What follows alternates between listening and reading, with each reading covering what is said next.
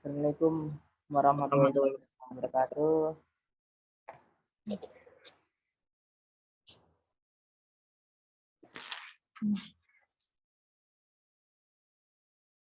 Selamat pagi anak-anak. Semoga kita dalam keadaan sehat walafiat dan kita bisa menjalankan ibadah puasa sesuai dengan sampai dengan hari akhir nanti di tanggal tanggal 20. Untuk materi produktif pada pagi hari ini yaitu kita akan membahas tentang bagaimana kita akan berproduktif untuk melaksanakan pekerjaan tidak mengganggu aktivitas berpuasa, begitu. Untuk materi pada pagi hari ini anak-anak, jika kamu pasti akan merasakan perbedaan untuk menahan lapar, dahaga, tetapi jadwal kegiatan tidak berubah. Kamu harus bangun untuk sahur, untuk berbuka puasa. Berikut ini adalah jumlah tips bekerja di bulan puasa untuk menjaga produktivitas. Yang pertama, kamu harus atur ulang jadwal tidur. Tips bekerja di bulan puasa yang pertama yaitu atur ulang jadwal tidurmu karena harus bangun untuk sahur di pagi hari. Sebelum menjelang subuh kita harus bangun, kita harus mengatur jadwal untuk tidurnya, tidak terlalu larut malam. Dan bangunnya harus lebih cepat karena tidak sesuai dengan biasanya. Biasanya bangunnya jam 5, jam setengah 5. Kita pada waktu puasa pada kali ini kita bangunnya jam setengah 4, jam 4 kita sudah bangun untuk makan. Kita harus tidurnya paling minimal jam 8. Sudah tidur. Mengatur ulang penting bagi semuanya pada bulan-bulan puasa ini. Pastikan kebutuhan tidur 8 jam sehari terpenuhi. Jadi kita harus menghitung berapa jam kita bisa tidur 8 jam sehari. Mulai dari jam berapa. Kedua, maksimalkan waktu antara sahur dan waktu subuh. Tips selanjutnya yaitu memaksimalkan waktu antara sahur dan subuh. Atau setelah imsak kita harus ngapain?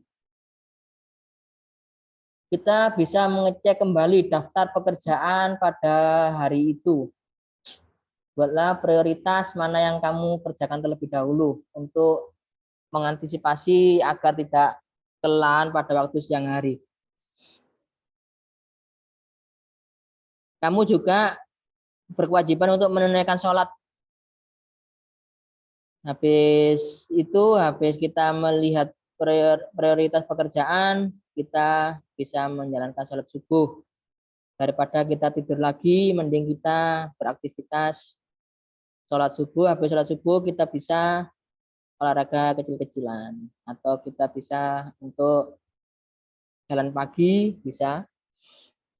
Yang ketiga, pastikan porsi makan dan sahur berbuka cukup agar beraktivitas dengan penuh semangat pada waktu bulan Ramadan. Kita pastikan porsi makan untuk berbuka dan sahur kita mencukupi, tidak kurang dan tidak lebih. Pastikan pula pada waktu sahur dan berbuka mengandung gizi yang seimbang, tidak mengandung gorengan saja, tidak mengandung minyak saja, harus ada protein, ada karbohidrat. Bisa juga meminum suplemen atau vitamin untuk menunjang kebutuhan gizi tubuh. Yang keempat, tetap menghindari dehidrasi. Dehidrasi bisa karena cairan tubuh berkurang, mengurangnya konsentrasi pada tubuh kita. Dehidrasi ringan dapat menyebabkan kelelahan, mulutnya kering, haus, sakit kepala. Itu ciri dari dehidrasi ringan. Idealnya setiap orang butuh minum 8 gelas per hari.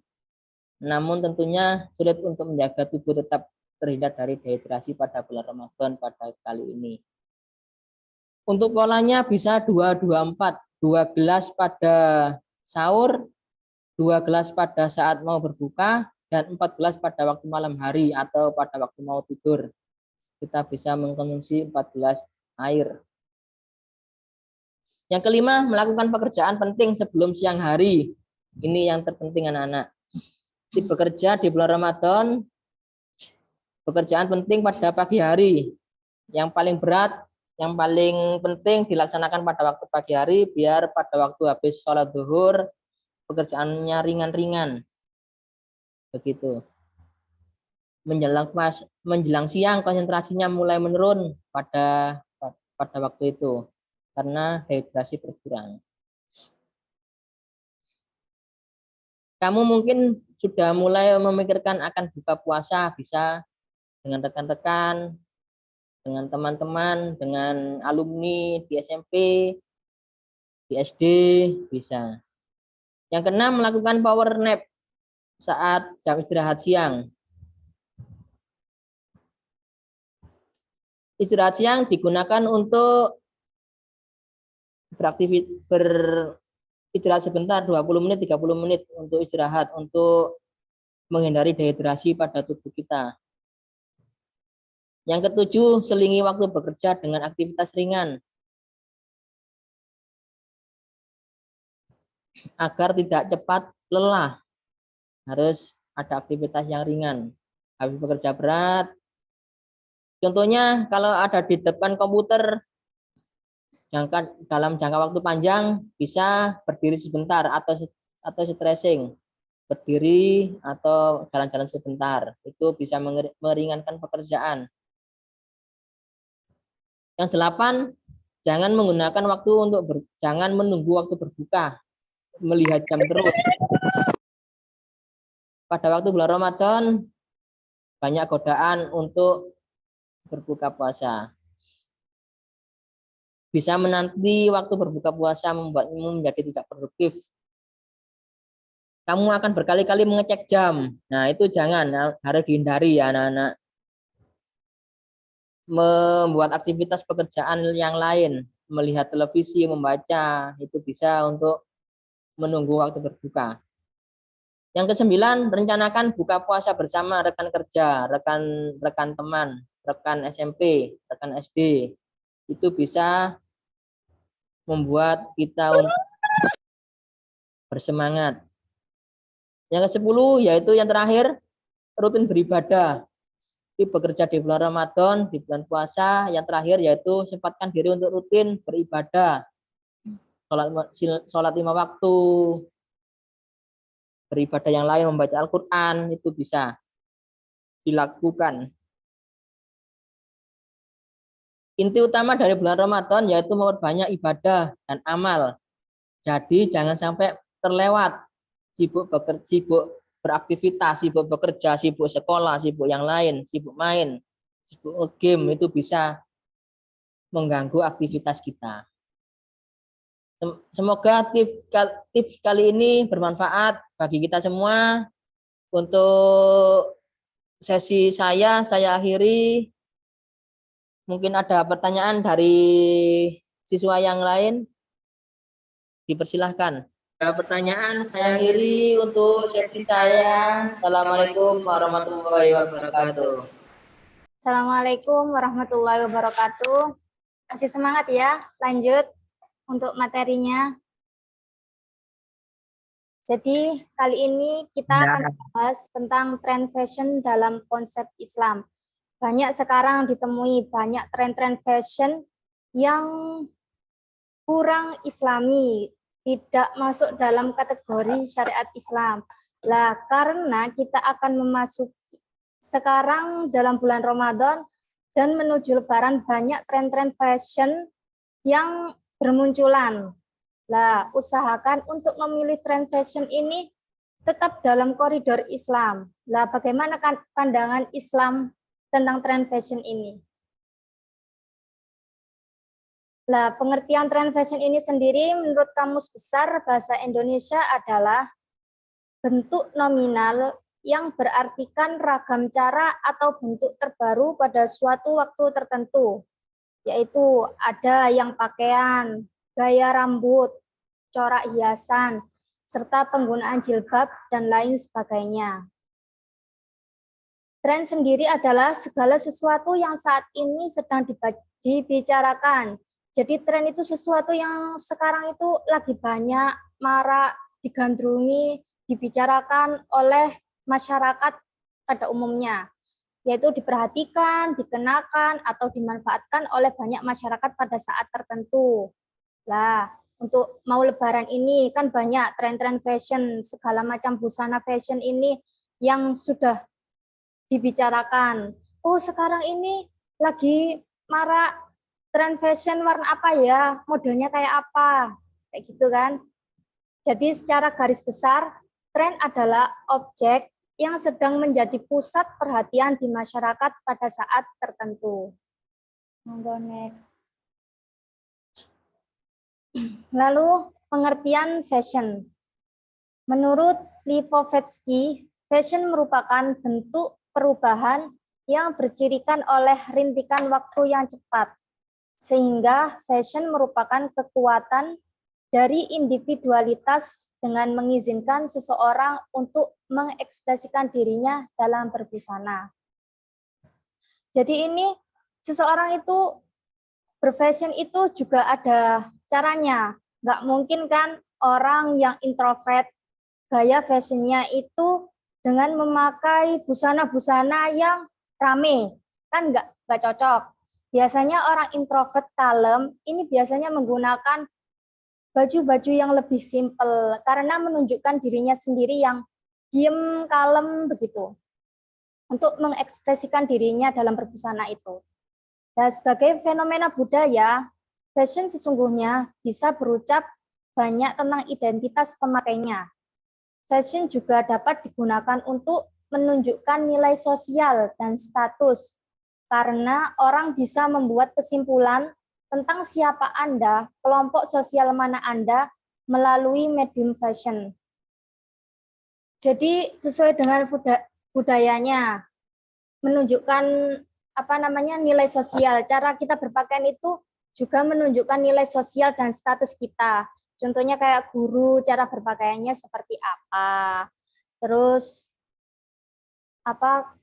hijabers itu cara berpakaiannya seperti apa.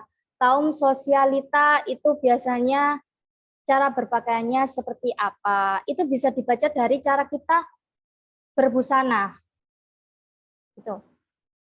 Lanjut, fashion adalah perkembangan tren yang terus berubah mengikuti masa. Jadi ada masa ke masa.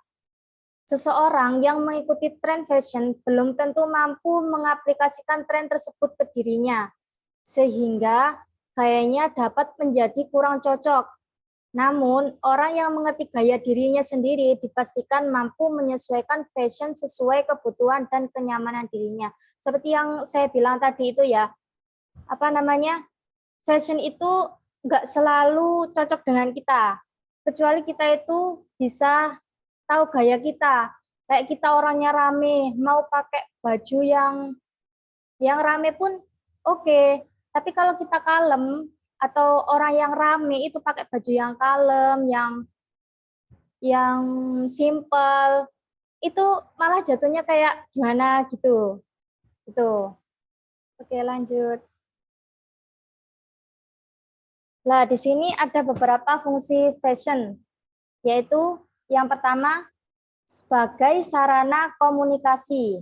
Jadi, fashion ini dapat menyampaikan pesan artifaktual yang bersifat nonverbal, kayak seperti kata pepatah zaman dulu, ajining rogo songko busono. Lah biasanya orang-orang yang berpakaian seperti para priai dan orang-orang biasa itu kan berbeda cara berpakaiannya.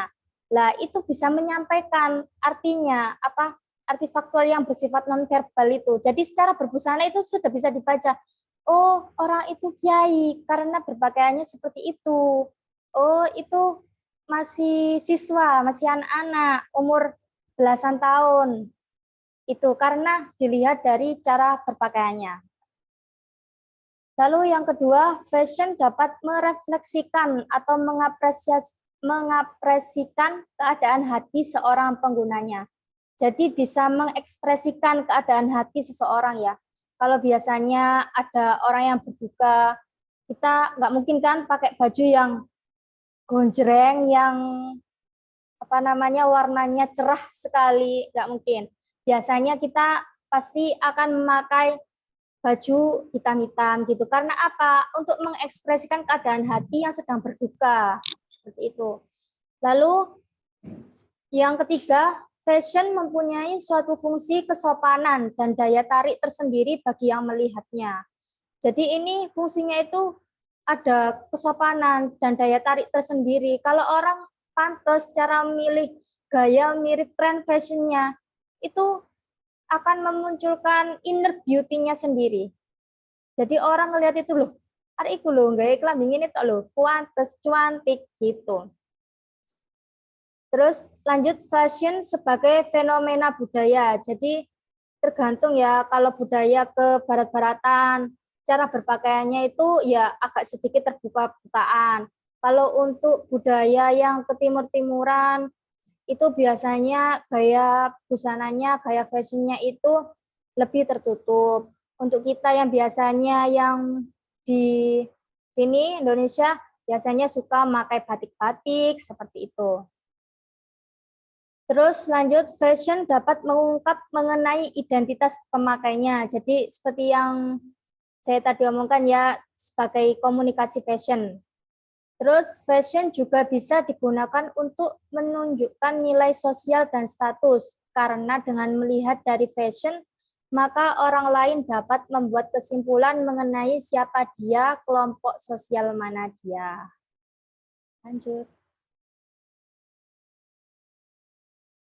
Nah, jadi kesimpulannya, fashion akan berubah dari masa ke masa. Jadi nggak stagnan fashion itu aja, enggak. Dari masa ke masa itu pasti ada garis, ada model yang berbeda dari masa ke masanya. Lah, apabila fashion baru muncul, maka fashion yang sebelumnya dianggap kuno dan lambat laun akan ditinggalkan. Fashion dapat berulang kembali setelah beberapa tahun. Fashion baru bertitik tolak pada fashion sebelumnya dan tampil kembali dengan variasi baru, seperti gaya brokat pada zaman dahulu. Busana-busana broklat itu kan sebenarnya busana yang sudah zamannya nenek-nenek kita dulu, itu yang dipakai nenek-nenek kita. Nah, sekarang itu muncul lagi menjadi fashion yang lebih baru, diubah menjadi variasi yang lebih baru lagi. Nah, pada penampilan fashion biasanya terlihat lebih dari satu garis fashion, karena fashion diciptakan oleh sejumlah perancang, jadi diciptakan oleh beberapa perancang. Hasil dari berbagai hasil rancangan itu diperoleh garis dan warna yang banyak ditampilkan atau dominan. Garis serta warna itulah yang menentukan tren fashion tersebut. Oke, lanjut. Nah, ini pengertian tentang tren fashion. Tren fashion yaitu cara berpakaian yang baru, up to date, dan mengikuti perkembangan zaman. Jadi enggak masa lampau ya, mengikuti zaman. Zamannya sekarang pakai bajunya yang warna kalem-kalem, ya itu yang kita ikuti trennya. Itu kalau mengikuti tren fashion. Nah, tren fashion juga merupakan gaya hidup seseorang yang diaplikasikan dalam cara seseorang dalam mengenakan pakaian, aksesoris, atau bahkan dalam bentuk model rambut hingga make up. Jadi, gayanya seseorang itu tren fashion itu banyak, dari mulai pakaian, yang sekarang ngetrennya itu lengannya balon. Terus setelah itu make up yang bagaimana? Bukan make up gold, sekarang musimnya itu make up yang tipis-tipis, yang buat makin lebih muda gitu. Terus saat ini perkembangan fashion di Indonesia sudah sangat pesat yang diikuti dengan tren yang silih berganti. Jadi trennya itu sudah silih berganti banyak ya. Dampak perkembangan fashion tersebut tentu saja membuat masyarakat mau tidak mau mengikuti tren yang ada. Bahkan bukan hanya sekedar mengikuti, tetapi sudah menjadi suatu kebutuhan bagi masyarakat modern saat ini untuk tampil trendy dan stylish. Oke, lanjut. Nah, apa saja faktor yang mempengaruhi tren fashion? Banyak faktor yang mempengaruhi tren fashion, yaitu dalam perspektif perempuan, fashion merupakan suatu keharusan. Jadi mau nggak mau itu kita itu secara tidak sadar, secara tidak langsung, itu kita itu mengikuti tren fashion. Bagaimana hidangan yang harus selalu tersedia. Perempuan sudah sangat ketagihan dengan adanya fashion saat ini. Berbagai corak, model, dan warna selalu dapat membuat hati perempuan yang suka dengan fashion. Mereka selalu ingin memburu segala sesuatu yang berhubungan dengan fashion. Adapun aspek-aspek yang harus terpenuhi dari fashion adalah aspek-aspeknya ini yang harus dipenuhi. Yang pertama yaitu menarik, tapi menarik ini fleksibel ya. Kadang menarik menurut saya belum tentu menarik bagi kalian. Kadang menarik menurut kalian belum tentu menarik dengan menurut saya. Jadi fashion ini yang ada dipastikan dapat memberikan rasa penasaran bagi seseorang memilih sesuatu untuk dirinya karena tertarik terhadap produk fashion. Terus yang kedua yaitu terbaru. Aspeknya yang harus dipenuhi yaitu terbaru. Ketika membeli sesuatu, tentu saja seseorang lebih memilih barang-barang yang baru diproduksi, baik dari segi model, warna maupun coraknya. Tapi tren zaman sekarang itu nggak hanya harus beli baju baru karena banyaknya busana thrift, ya thrifting yang second dari luar negeri itu banyak peminatnya juga. Terus ada juga yang pre-loved yang masih layak pakai dan masih bagus, itu biasanya juga banyak peminatnya. Jadi nggak harus baru kalau sekarang. Terus yang ketiga yaitu modis. Nah, modis ini sesuai dengan kita. Apa namanya? Fashion identik dengan sesuatu yang trendy, yang bagus lah, modis bagi kita dan tidak ketinggalan zaman. Terus yang keempat, indah. Pilihan seseorang terhadap fashion pastinya ingin tampil lebih menarik dan indah di mata orang lain. Jadi inginnya beli itu yang sesuai pantas dengan kita, yang indah dipandang mata, nggak hanya kita sendiri yang pakai kelihatan cantik, tapi orang lihat kita juga terlihat bagus gitu ya, pantas, mantesi. Terus yang terakhir yaitu sopan. Lah ini yang paling penting, yaitu salah satu unsur fashion itu bukanlah hanya sekedar trendy, modis, menarik, dan indah saja, tetapi juga memiliki standar kesopanan ketika dikenakan. Jadi harus memiliki kesopanan, jangan kok di desa ya. Biasanya di desa terkenal dengan pakaiannya yang tertutup-tertutup. Lah kok kita pakai yang mini-mini, kan akhirnya nggak sopan, akhirnya digulung sama orang. Gitu. Jadi itu harus diperhatikan juga unsur fashion dalam arti kesopanan itu tadi. Lanjut. Lah, dalam pandangan syariat Islam, menurut syariat Islam, fashion itu seperti apa? Bagaimana? Lah, salah satu bentuk perintah agama Islam adalah perintah untuk mengenakan busana yang menutup seluruh aurat. Lah, busana muslim adalah pakaian atau busana yang dipakai semua umat Islam, baik itu laki-laki maupun perempuan, dalam aktivitas keseharian. Busana muslim bertujuan untuk menutup aurat penggunanya yang tidak boleh atau haram. Jadi kalau pakai busana ya kalau bisa yang cewek-cewek ini ya yang bagus, yang menutup aurat. Jadi nggak sampai dilihat laki-laki yang bukan mahramnya atau orang lain yang bukan mahramnya. Dengan demikian, busana muslim bukan hanya pakaian yang dipakai untuk keperluan kegiatan dan acara keagamaan saja, seperti sholat, hari raya, hajatan, dan sebagainya. Lanjut. Nah, relevansi tren fashion muslimah dengan nilai pendidikan Islam bagi muslim dan muslimah. Loh, ada hubungannya tak tren fashion muslimah ini sama nilai pendidikan Islam? Ada. Yang pertama yaitu nilai keimanan. Ada nilai keimanannya yaitu dalam hal ini ialah menutup aurat, merupakan salah satu saran untuk lebih taat kepada Allah. Jadi memakai busana pun juga ada ada hal-hal yang harus dilakukan untuk kita menutup aurat, agar kita taat kepada Allah begitu.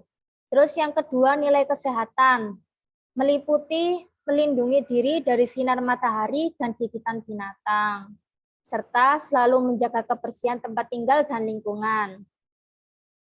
Yang ketiga yaitu nilai ibadah. Dalam hal ini yaitu sebagai media dakwah dan mempererat tali silaturahmi. Yang keempat yaitu nilai pendidikan seks, meliputi menjaga hawa nafsu dan menjaga pergaulan. Jadi ketika nanti kita berbusana tertutup, nggak sampai ketat-ketat, lah itu kita juga menjaga hawa nafsu, lah menjaga pandangan seseorang untuk nggak sampai kita gitu loh, nggak sampai sampai mencederai kita gitu loh, dan bisa menjaga pergaulan. Tuh, lanjut.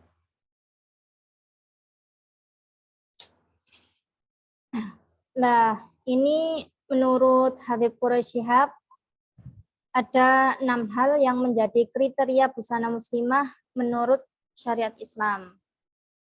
Yang pertama yaitu menutup seluruh tubuh kecuali muka dan telapak tangan. Jadi auratnya perempuan ini itu ya sudah jelas ya. Seluruh tubuh kecuali muka dan telapak tangan. Jadi usahakan kalau berbusana ya menutupi itu semua kecuali muka dan telapak tangan. Yang kedua yaitu hendaknya busana yang dipakai wanita muslimah menutup apa yang dibaliknya. Maksudnya tidak tipis, menerawang, sehingga warna kulitnya dapat terlihat dari luar. Jika tipis, maka akan semakin memancing fitnah, dan berarti menampakkan perhiasan. Jadi, kalau pakai busana, ya jangan yang terlalu tipis, sampai kelihatan, ngecap branya gitu. Jadi, yang agak gombor, jangan sampai membentuk lekuk tubuh. Kalau mau pakai celana, boleh pakai celana, tapi usahakan bajunya yang sampai itu di bawah bokong atau sampai paha itu. Jadi nggak sampai memancing orang untuk syahwat gitu. Untuk yang ketiga yaitu modelnya tidak ketat. Karena model yang ketat akan menampakkan bentuk dan lekuk tubuh, terutama payudara, pinggang, dan pinggul. Itu tadi ya. Yang keempat, busana wanita muslimah tidak menyerupai pakaian laki-laki. Jadi ini yang cewek-cewek nggak boleh. Kalau berpakaian nggak boleh sampai menyerupai kayak cowok. Harus kalau cewek ya pakaiannya ya yang feminim, yang kayak cewek. Nggak boleh yang kayak cowok, menyerupai laki-laki. Terus yang kelima, busana yang dipakai wanita tidak terdapat hiasan yang dapat menarik perhatian orang saat keluar rumah. Terus yang keenam, dari segi warna tidak terlalu mencolok. Kebersihan, kerapian, dan alamiah akan mencerminkan kepribadian yang sebenarnya. Oke, lanjut. Nah, sekarang dapat disimpulkan bahwa tren fashion muslimah dalam konsep Islam adalah fashion yang sesuai dengan ajaran Islam. Jadi harus menutup aurat, ya, semuanya harus ditutup kecuali apa itu tadi? Muka dan telapak tangan.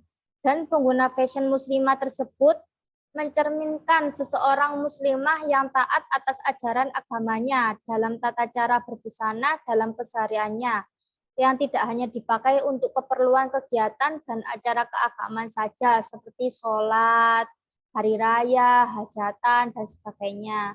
Jadi kalau bisa, semoga nanti bisa istiqomah semua ya, pakai baju yang menutup aurat. Terus, menurut Dian Pelangi dalam bincang Hijab Stories di stasiun televisi TV One, fashion itu bukan hanya sebatas pakaian, jadi nggak hanya batas pakaian aja. Fashion itu menjadi bagian yang tidak dapat dilepaskan dari penampilan dan gaya keseharian. Benda-benda seperti baju dan aksesoris yang dikenakan bukanlah sekedar menutup tubuh dan hiasan.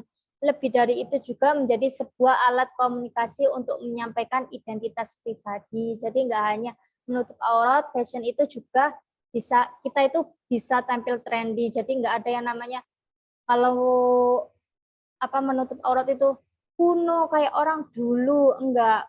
Karena menutup aurat sekarang baju yang panjang-panjang menutup aurat itu juga bisa fashionable gitu ya. Bisa mengikuti tren fashion. Lanjut. Nah, ini beberapa gambar atau tren fashion untuk Lebaran. Warna-warna yang masih digemari di kalangan ciwi-ciwi ya, muslim-muslimah. Nah, itu warna lilac dengan menggunakan lengan balon, ada yang lengan lonceng, itu juga pakai rok, masih juga stylish kan? Itu menggunakan dengan rok canda, rok susun, warna lilac. Lanjut. Terus ini selanjutnya ada warna nude. Warna nude ini masih digemari para cewek-cewek muda ya. Nude, terakota itu masih digemari.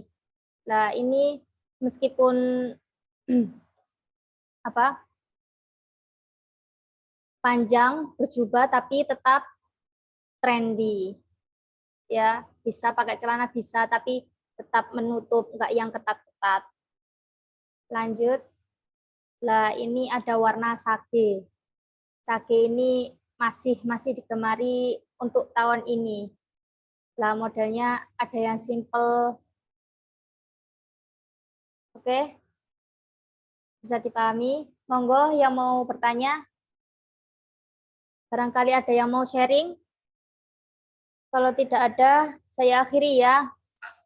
Jadi semoga ketika kita nanti ditinggal bulan Ramadan, nanti bisa lebih istiqomah lagi, jadi muslimah yang lebih baik lagi, tampil trendy, tapi tetap mencerminkan gaya muslimahnya. Oke. Sudah ini, nggak ada yang mau ditanyakan atau mau sharing? Oke, Kami saya akhiri. Assalamualaikum warahmatullahi wabarakatuh. See you.